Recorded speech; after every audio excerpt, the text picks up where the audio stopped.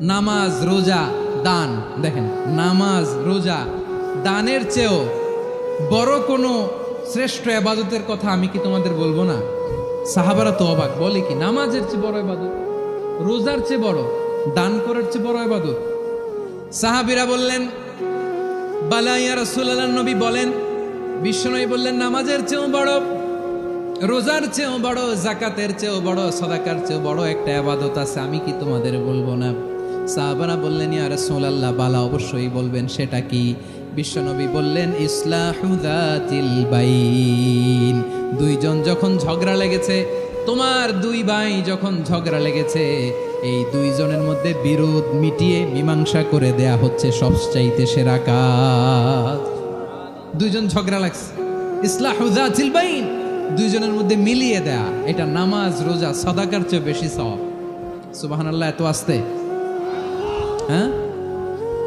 ওয়াত্তাকুল্লাহ ওয়া আসলিহু যাতা বাইনিকুম, সূরা আনফাল। আল্লাহ বলেন, আল্লাহরে ভয় করো, ঝগড়া লাগলে মজা নিও না, ওয়াত্তাকুল্লাহ, আল্লাহরে ভয় করো, ফাসলিহু যাতা বাইনিকুম, মিলিয়ে দিও। তাহলে আমরা মিলায়ে দিব, রাজি আছেন তো? তাহলে আমরা এক উম্মাহ, এক উৎস থেকে এসেছি, এক দেহ, এক প্রাণ। আমাদের সম্পর্ক বড় মজবুত, সীসাডালা প্রাচীরের মতো, কেউ টলাতে পারে না, কেউ ভাঙতে পারে না, ঠিক কিনা? আবার আমাদের সম্পর্ক হলো ভাই ভাই। আমরা ঐক্যবদ্ধ থাকার জন্য দুনিয়ায় এসেছি। কেমন করে ঐক্যবদ্ধ থাকতে হয় দুনিয়াবাসীরে শেখানোর জন্য এসেছি। আল্লাহ বলেন, ও নবী, শুধু মুসলমানের মধ্যেই ঐক্য করলে হবে না, প্রয়োজনে ইহুদি নাসারাদের সাথে ঐক্য গড়ে তোলো। কথা শুনতেছেন? প্রয়োজনে আহলে কিতাবদের সাথে ঐক্যবদ্ধ হওয়ার আদেশ দিয়েছে কে? সবাই বলতে হবে, আওয়াজ করে বলেন। আহলে কিতাব, ইহুদি নাসারাদের সাথেও প্রয়োজনে ঐক্যবদ্ধ হওয়ার ঘোষণা দিয়েছে কে? বিশ্বনবী মক্কা থেকে মদিনায় হিজরত করতে গেছেন, ওখানে ইহুদিদের সাথেও কোয়ালিশন করেছেন। সুবহানাল্লাহ পড়বেন না? বনু কাইনুকা, বনু নাদির, বনু কুরাইজা, এই তিনটা দলের সাথে বিশ্বনবী কোয়ালিশন করেছেন একসাথে। কিন্তু তাদের বিশ্বাসঘাতকতার কারণেই তারা বহিষ্কৃত হয়েছে মদিনা থেকে। বিশ্বনবীর এখানে কোনো দোষ নাই, বিশ্বনবী ঐক্যবদ্ধ হতে চেয়েছেন। আল্লাহ তাআলা নবীরে বললেন, নবী তুমি তাদেরকে বলো, ও আহলে কিতাবের ভাইয়েরা, ইহুদি নাসারারা, এসো এসো এসো, আমরা এমন একটা বিশ্বাসের প্রশ্নে একত্রিত হই, যে বিশ্বাস তোমাদের নবীরাও প্রচার করেছে, যে বিশ্বাস আমিও প্রচার করি, যে বিশ্বাসের কথা তোমাদের পবিত্র ধর্মগ্রন্থগুলোতে রয়েছে, আবার যে বিশ্বাসের কথা আমার কোরআনের মধ্যেও রয়েছে, আসলে ওই কথায় আমরা একত্রিত হই। সুবহানাল্লাহ। তাহলে ভিন্ন ধর্মী তাদের সাথে যখন আমরা ঐক্য করব, কিসের উপর ঐক্য? একটা কমন ফেইথ, একটা মৌলিক বিশ্বাসের উপর ঐক্য। আল্লাহ তাআলা বলছেন, কুল ইয়া আহলাল কিতাবি তাআলাউ ইলা কালিমাতিন সাওয়াইন বাইনানা ওয়া বাইনাকুম আল্লা না'বুদা ইল্লাল্লাহ ওয়া লা নুশরিকা বিহি শাইআ ولا يتخذ بعضنا بعضا أربابا من دون الله فإن تولوا فقولوا اشهدوا بأننا مسلمون। পড়েন আল্লাহু আকবার। রব্বুল আলামিন বিশ্বনবীকে ডেকে বললেন, নবী তোমার প্রতিবেশী ইহুদিদেরকে ডেকে বলো, তাআলাউ ইলা কালিমাতিন সাওয়াইন বাইনানা ওয়া বাইনাকুম, ও ইহুদিরা, আসো এক টেবিলে বসি, আসো এমন একটা কথার উপরে আমরা সবাই একমত হয়ে যাই, যেই কথা তোমরাও মানো আমরাও মানি, সেটা হচ্ছে আল্লাহ ছাড়া আমরা কারো ইবাদত করব না, আমরা সবাই মিলে ইবাদত করি একজনের, তিনি কে? আল্লাহ ছাড়া কারো ইবাদত চলবে না, আল্লাহর সাথে আমরা শরীক করব না, আল্লাহ ছাড়া নিজেরা নিজেদেরকে রব হিসেবে মানব না।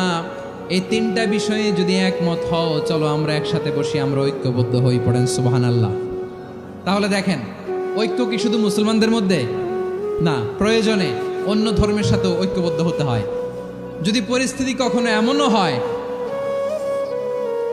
শিরকের আড্ডাখানা, আপনি ঐক্য প্রতিষ্ঠার জন্য, ঐক্য রক্ষার জন্য তাও শুধু তাওহীদের দাওয়াত দিবেন, ওইখানে আক্রমণ করবেন না, এটা কোরআনের নীতি। কথা বুঝতে পেরেছেন? সামনে শিরকের কি কথা কয় না, শিরকের কি আড্ডাখানা, আখড়া। কিন্তু ঐক্য বজায় রাখার জন্য, গৃহযুদ্ধ এড়ানোর জন্য আপনি শুধু এটা যে শিরক, এটা হারাম, এটা থেকে তোমরা বেঁচে থাকো, শুধু দাওয়াত দিবেন, আপনি আক্রমণ করবেন না, এটা কোরআনের বিধান। সুবহানাল্লাহ কইবেন না? মুসা আলাইহিস সালাম আল্লাহর সাথে সরাসরি কথা বলতেন। ওয়া কাল্লামাল্লাহু মুসা তাকলিমা। সুবহানাল্লাহ পড়েন, আওয়াজ তুলে সবাই বলেন সুবহানাল্লাহ। এখন বনি ইসরাইল হচ্ছে পৃথিবীর সবচেয়ে গোয়ার জাতি।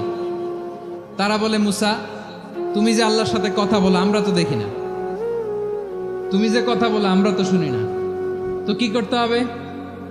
বনি ইসরাইল বলে, আমাদের মধ্য থেকে 70 জন নিয়ে যাইতে হবে তোর পাহাড়ে।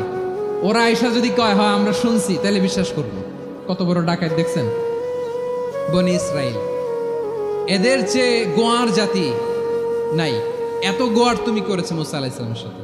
তুমি যে আল্লাহর সাথে কথা বলে আমরা তো দেখি, কি করব? 70 জন আমাদের বন্ধু বান্ধব যে যদি দেখে তারা বললে ওকে আস, 70 জন আস। 70 জন নিয়ে গেল। মুসা আলাইহিস সালাম হারুন আলাইহিস সালামকে খেলাফা দিয়ে গেলেন, আল্লাহ ওনাকে নবী বানালেন। মুসা আলাইহিস সালাম বললেন, হারুন খবরদার, বনি ইসরাইলের মধ্যে তাওহীদের বাণী প্রচার করবা, ঐক্য ধরে রাখবা, বিচ্ছিন্ন হতে দিবা না। চলে গেছে। এইদিকে বনি ইসরাইলের এক দুষ্ট লোক ছিল, নাম সামিরি। কি নাম? সামিরি। সে সবাইরে বলল তোমাদের স্বর্ণগুলো ফালাও। স্বর্ণগুলো ফেললো। বনি ইসরাইলের স্বর্ণগুলোকে গলিয়ে সে একটা গরুর বাচ্চা বানালো। গোবৎস। কিসের বাচ্চা? দেখেন গরুর পূজা কিভাবে শুরু হয় পৃথিবীতে প্রথম। গোবৎস পূজা, গরুর বাচ্চার পূজা কিভাবে। সে স্বর্ণ গলি গরুর বাচ্চা করে জিবরাইল আলাইহিস সালাম যে জমিনে এসেছিলেন, ওই ফেরেশতার পায়ের নিচের একটু মাটি সে বুদ্ধি করে প্যাকেটে রেখে দিছিল। সে গরুর বাচ্চা বানায় স্বর্ণ দিয়ে গলিয়ে ওই মাটি এটার মধ্যে ঢুকাই দিছে ভেলকি দেওয়ার জন্য। স্বর্ণ দিয়ে বানানো গোবৎস গরুর বাচ্চার গায়ে যখন সেই মাটি ছুঁড়ে দেয়া হলো, এখন বাছুরের ভেতর থেকে ভ্যাঁ ভ্যাঁ আওয়াজ আসতেছে। কি আসতেছে? সবাই তো অবাক। সামিরি বলে, আরে তোমরা যে 70 জন দিয়ে মুসা আলাইহিস সালামরে পাঠাইছো ওইদিকে, এত ঘুরতেছে, আল্লাহরে খুঁজে পায় না, আল্লাহ তো এটার ভিতরে ঢুকছে। নাউজুবিল্লাহ বলবেন না? তোমরা যে 70 জন দিয়ে পাঠাইলা, 70 জন নিয়ে মুসা আলাইহিস সালাম খালি ঘুরতেছে, আল্লাহরে পায় না। পাবে কেমনে? আল্লাহ তো নাউজুবিল্লাহ এটার ভিতরে। সেজদা দাও। এই সেজদা দিয়ে গেল। আল্লাহর নবী হারুন আলাইহিস সালাম বললেন, খবরদার, এটা সুস্পষ্ট শিরক। আল্লাহ সব গুনাহ মাফ করে, শিরকের গুনাহ মাফ করে না। খবরদার, তোমরা থামো। কে শোনে কার কথা? এই যে যেমন এখন আপনারা আমার কথা শুনতেছেন না? শুনতেছেন? হারুন আলাইহিস সালাম বললেন, খবরদার, এই শিরকি কাজে তোমরা সংযুক্ত হয়ো না। তোমাদেরকে কি মনে নাই আমার ভাই মুসা আলাইহিস সালাম কি বলছে? আল্লাহ শিরক মাফ করে না। খবরদার, শিরক করো না, আল্লাহরে ভয় করো। হারুন আলাইহিস সালাম তাদেরকে বুঝালেন, শিরক করো না, আল্লাহরে ভয় করো। শুধু এতটুকুই তিনি বুঝালেন, দাওয়াতি কাজ পালন করলেন, কিন্তু প্রতিরোধ করেন নাই, সশস্ত্র সংগ্রামে লিপ্ত হন নাই, বাধা দেন নাই। কারণ গৃহযুদ্ধ বেঁধে যেতে পারে। উনি ভাবলেন, আমি যদি আমার বাহিনী নিয়ে দাওয়াত দেওয়ার সাথে সাথে প্রতিরোধ করি, আক্রমণ করি, ওরাও আমারে আক্রমণ করবে, ব্লাডশিট হবে, রক্তপাত। এমন অবস্থা হবে বনি ইসরাইলের মধ্যে যেটা হয়তো আমার ভাই মুসাও কন্ট্রোল করতে পারবে না। সুবহানাল্লাহ কইবেন না? এক একজন নবীকে আল্লাহ তাআলা কি ইন্টেলেক্ট দিয়ে পাঠিয়েছেন। তিনি ভাবলেন, আমি দাওয়াতি কাজটাই করি, এটা যে হারাম এটা থেকে শুধু বারণ করি, কিন্তু প্রতিরোধ না করি। আমি যদি ঐক্য ধরে রাখতে পারি, বাকিটা আমার ভাই সামলে নেবে। সুবহানাল্লাহ। হারুন আলাইহিস সালাম প্রতিরোধ করলেন না। বনি ইসরাইলের মধ্যে গৃহযুদ্ধ বেঁধে যাওয়ার আশঙ্কায় প্রতিরোধ করলেন না, আক্রমণ করলেন না, শুধু দাওয়াত দিলেন। ইন দা মিন টাইম মুসা আলাইহিস সালাম আল্লাহর সাথে কথা বলে যখন ফিরে আসলেন, দেখলেন বনি ইসরাইলের অধিকাংশ লোক মুশরিক হয়ে গেছে। মুশরিক হয়ে গেছে। মুসা আলাইহিস সালাম রেগে গেলেন।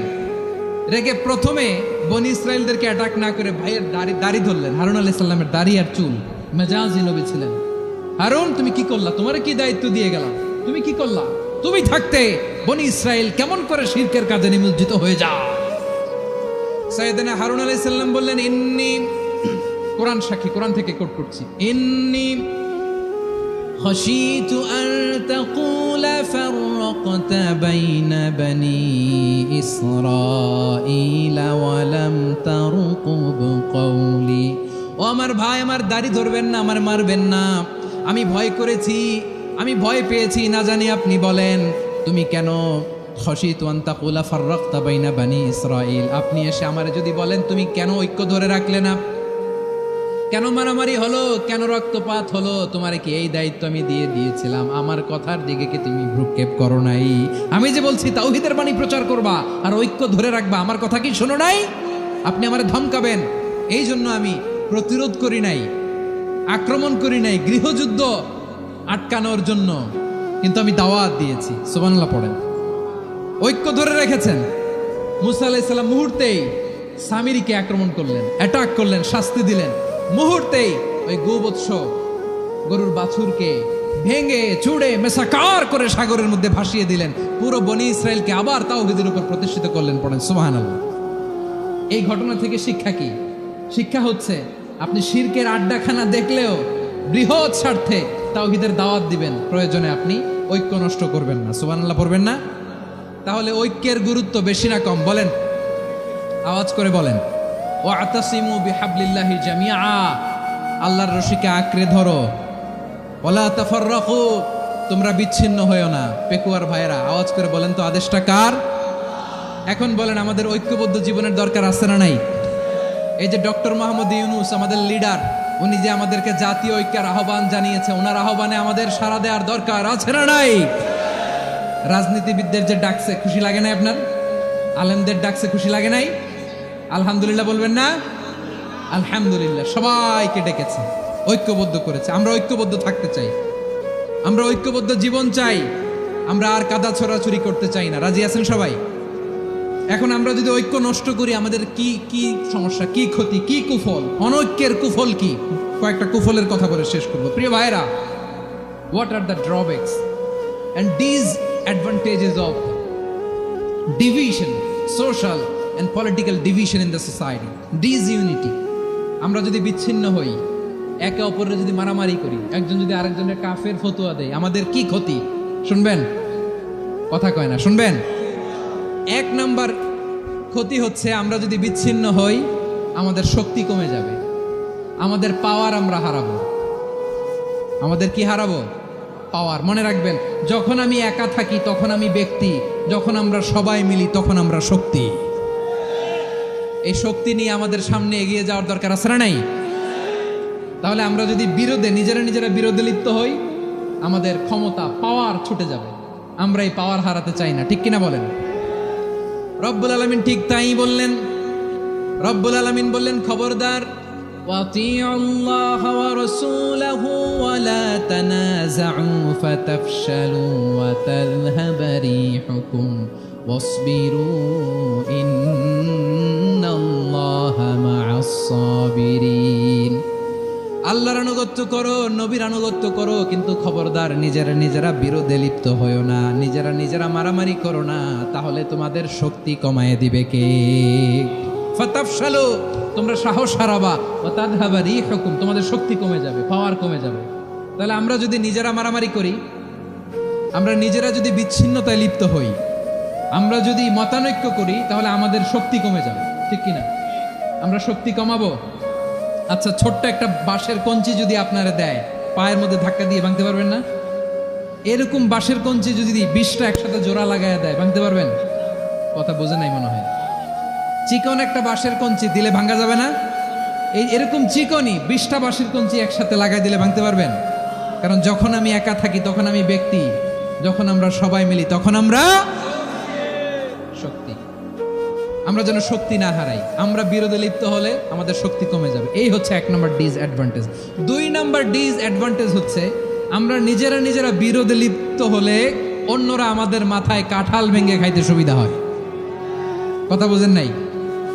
আমরা যদি বিরোধে লিপ্ত হই, তাহলে পরাশক্তিগুলোর সুবিধা, তখন আমাদের কাউকে দিতে হবে ট্রানজিট, কাউকে দিতে হবে সেন্ট মার্টিন, কাউকে দিতে হবে দেশের অর্ধেক। চিল্লায় বলো ঠিক কিনা? নিজেদের প্রবলেম সলভ করার ক্যাপাসিটি আমাদের আর থাকবে না। আমরা যদি বিরোধে জড়াই, আমার কলিজার টুকরা পেকুয়ার ভাইরা, আমরা বিরোধ করব না, আমরা বিচ্ছিন্ন হব না। নিজেরা বিরোধে জড়ালে পরাশক্তিগুলো আমাদের মাথায় কাঁঠাল ভেঙে খায়। তখন ভারতের পিছনে দৌড়াতে, আমেরিকার পিছনে দৌড়াতে আমাদের জুতার তলা ক্ষয় হইয়া যাইবে। নিজেদের প্রবলেম সলভ করা যাবে না। আমরা যদি অন্যের পিছনে না দৌড়াতাম আর এই বিরোধকে থামাতে পারতাম, বাংলাদেশ আজকে যেখানে আছে তার কমপক্ষে 50 গুণ সামনে থাকতো। চিল্লায় বলেন ঠিক কিনা?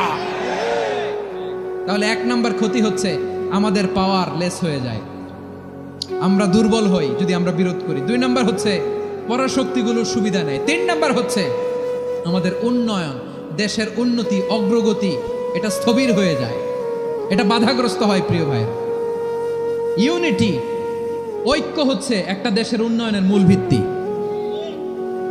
2 জন কইছে ঠিক, এদিকে এখন কয়েকজন কইছে ঠিক।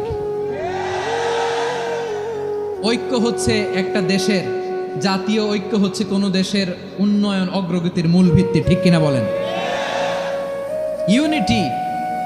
ইউনিটি অফ এ কান্ট্রি, এটা হচ্ছে একটা সাস্টেইনেবল ডেভেলপমেন্ট, সোশ্যাল স্ট্যাবিলিটির জন্য এটা অনেক গুরুত্বপূর্ণ। এজন্য বিরোধের কোনো স্থান আমরা দিব না, আমরা ঐক্যবদ্ধ থাকবো ইনশাআল্লাহ বলেন। আর কখনো কাউরে কাফের বলে গালি দিবেন? তুই জাহান্নামী বলবেন? ঝগড়া লাগলে লাগাই দিবেন? তাহলে কি করবেন? মিলায় দিব। আওয়াজ করে বলেন কি করব? প্রিয় ভাইরা, এই বিরোধ গত 50 বছর তো আমরা দেখেছি, ধর্মীয় অঙ্গন বলেন, সামাজিক অঙ্গন বলেন, রাজনৈতিক অঙ্গন বলেন, এই বিরোধ আমাদেরকে শেষ করে দিয়েছে। এই 24-এর ছাত্র নাগরিক অভ্যুত্থানের পরেও যদি সেই বিরোধ আমাদেরকে খায়, তাহলে এতগুলো তাজা জেনজির রক্ত বৃথা যাবে। চিল্লায় বলো ঠিক কিনা? আমরা এই রক্তগুলোকে বৃথা দিতে চাই না, বৃথা যেতে দিতে চাই না, আমরা ঐক্যবদ্ধ থাকতে চাই। রাজি আছেন? আমরা আর কাদা ছড়াছড়ি করব না। অনেক হয়েছে আন্না, এবার থামুন। অনেক হয়েছে আন্না। প্রথমেই আমি এদেশের সম্মানিত আলেম সমাজকে বিনয়ের সাথে অনুরোধ করব, আসুন আমরা ঐক্যবদ্ধ হই। আজকের এই পেকুয়ার ঐতিহাসিক তাফসীরুল কোরআনের প্রোগ্রাম থেকে আমি সম্মানিত আমার মাথার তাজ ওলামাদেরকে জাতীয় ঐক্যের আহ্বান জানাই। পেকুয়ার এই ঐতিহাসিক তাফসীরুল কোরআনের প্রোগ্রাম থেকে আমি আমার সম্মানিত রাজনৈতিক ব্যক্তিবর্গদেরকে জাতীয় ঐক্যের আহ্বান জানাই। অনেক হয়েছে আন্না। আধিপত্যবাদকে রুখে দিতে হলে, বাংলাদেশের বিরুদ্ধে যে কোনো ধরনের ষড়যন্ত্রকে রুখে দিতে হলে জাতীয় ঐক্যের কোনো বিকল্প নাই। চিল্লায় বলো ঠিক কিনা? আর কাদা ছড়াছড়ি করব না ইনশাআল্লাহ বলেন। আল্লাহুম্মা ফারশাদ, আল্লাহ তুমি সাক্ষী থাকো, আল্লাহ তুমি তৌফিক দাও। আওয়াজ করে পড়েন আমিন। আর একে অন্যকে কাফির বলে গালি দিব না, ঠিক কিনা বলেন? রাজি আছেন? ধ্বংস করে দিয়েছি আমরা আমাদেরকে। আপনারা হালাকু খানের নাম শুনেছেন?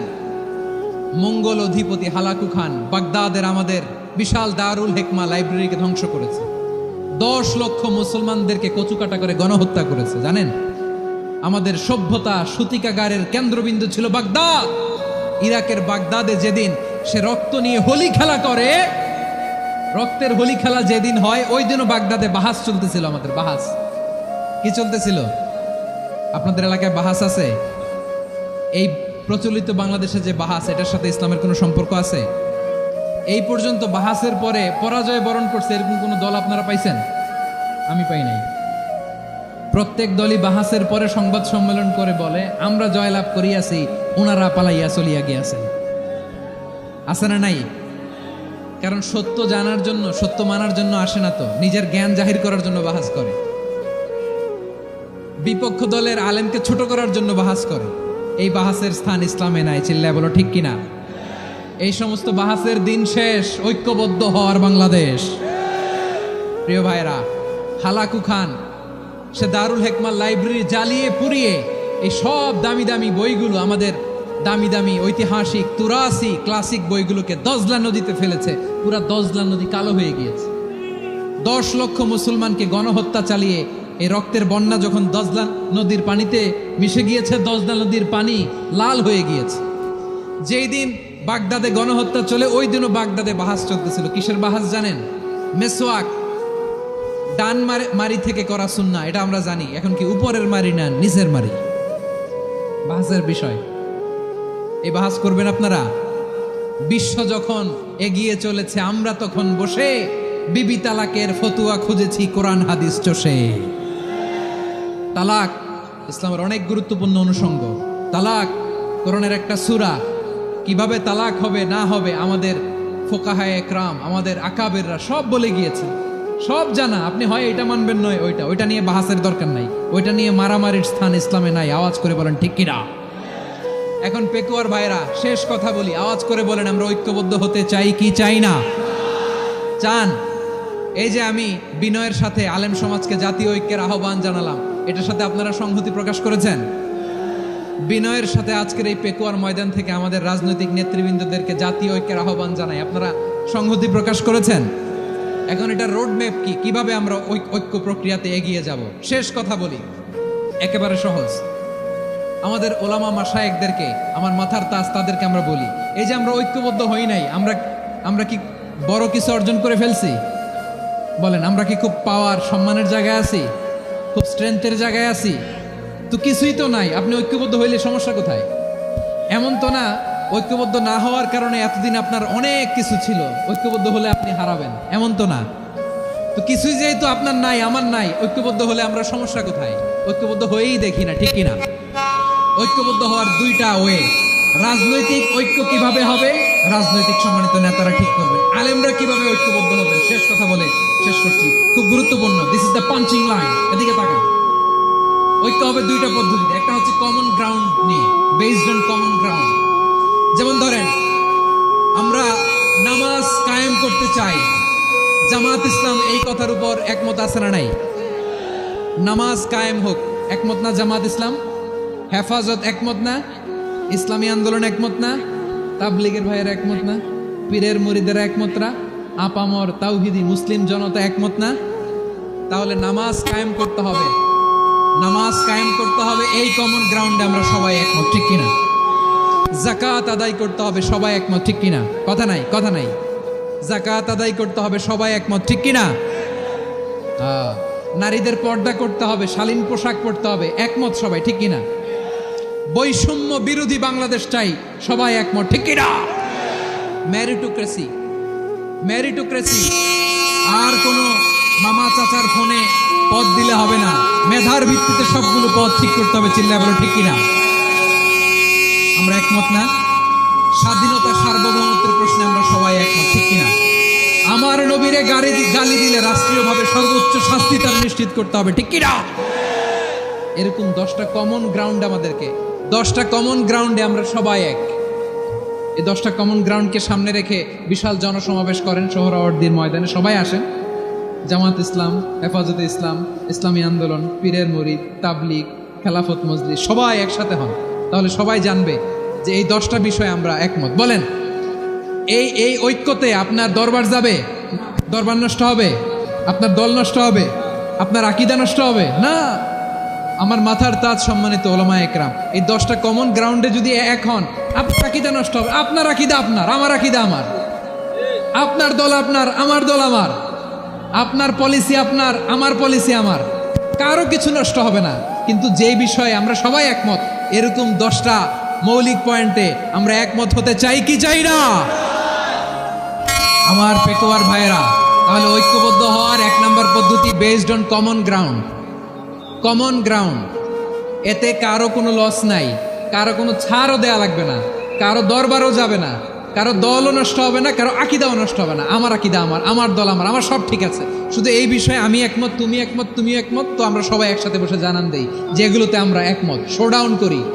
বাংলাদেশের যে কোনো মহাসমাবেশকে সেই দিনের মহাসমাবেশ ছাড়িয়ে যাবে, চিল্লায় বলো ঠিক কিনা? এরপর জেলায় জেলায় বিভাগীয় আপনারা ওয়ার্কশপ করেন, সেমিনার করেন, আইস ব্রেকিং প্রোগ্রাম করেন। এইভাবে আমাদেরকে আগাতে হবে।